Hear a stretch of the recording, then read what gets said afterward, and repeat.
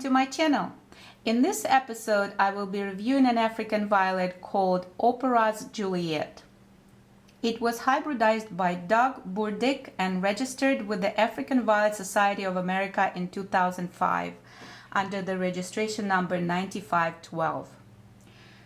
What you see in front of you is a young plant at the beginning of its first blooming cycle. And it's already covered with so many blooms, which I happen to adore. I received it as a young plug from Bloom Lovers in Canada 4 months ago in May of 2019. This is a large standard. It's really, it's a very young plant, but it's already about 13 inches in diameter, so it's very large. You can see it from a distance here. And with dark green large leaves. The size of the leaves, you can compare them to the size of my palm here, of my hand. They're very large.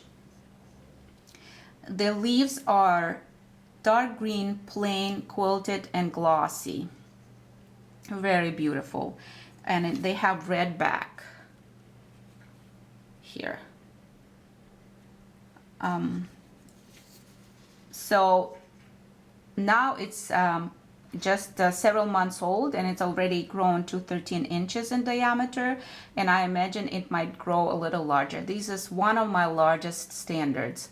I just got another large standard, Tiger, but it's a baby still, so it's a very small plant. So I imagine when Tiger grows up and I put them together on one shelf, that's pretty much all I can fit in just one shelf, because these are really large standards in the African violet family, or the Gesneriates African violet group. So the flowers are semi-double, pale lavender blue large stars. I like this color so much. Again, it's such a delicate pale lavender blue. They have white and variable light pink fantasy, so they have little puffs of white and light pink on the petals, and they are also frilled. Let's try zooming in. I hope we can. Yeah, so here they are a little closer. And let's zoom out so you can see little delicate frills around the star petals here. So each of them has 5 petals, and they're all in equal length. So that's called the star type of the African violet flower. They are rather large. They reach about 2 inches in diameter, and here they are in comparison to a dime coin. So they do grow large in size here. Yeah. So I really like watching it open up new buds.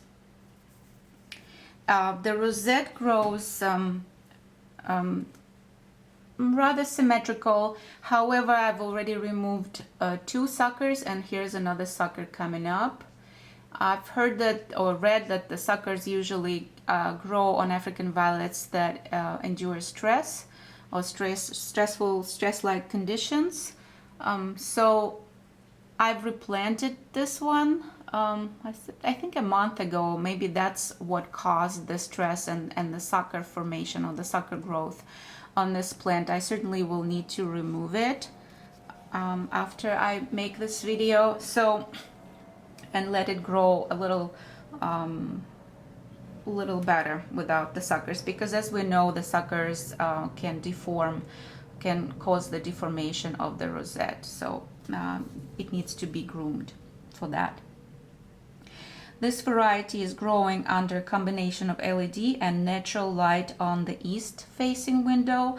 I have noticed that it prefers natural light to the LED light, so I'm trying not to give it excessive light, because it when I put it under the LED first, it started lifting the leaves up as if it wanted to protect the center of the rosette from the excessive light. So now that I put it under the natural light and a little further away from the LED, it started relaxing the leaves, and the leaves are starting to go down. So hopefully that will work out for this variety.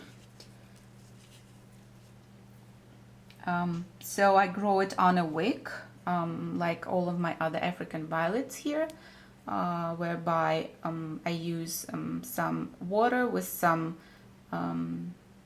a weak dosage of balanced African violet fertilizer or any other balanced fertilizer. You just need to make sure that you don't overfeed them. As a new African violet grower, I had to be careful not to overfeed my African violets, and I did happen to give too much fertilizer at first.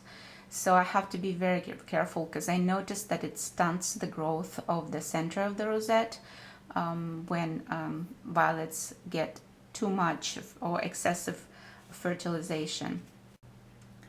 So here it is again, Opera's Juliet by Doug Burdick. I enjoy growing this variety. I find it very, very special, very delicate. I love the contrast between the pale lavender blooms and the dark glossy foliage. I find it very special.